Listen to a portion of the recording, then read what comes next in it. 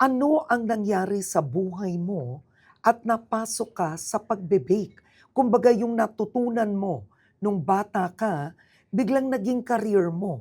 What happened? Nung 2010, I got pregnant for the second child namin.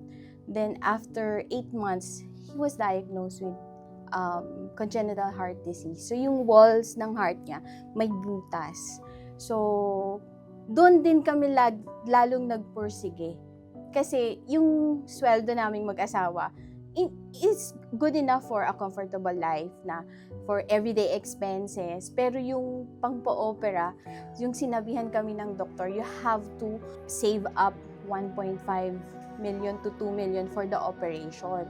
Magkano ang kinita ng baking business mo na nakaambag sa operasyon ng anak mo? Almost the entire, Wow! ano. So naka 1.5 million ka halos.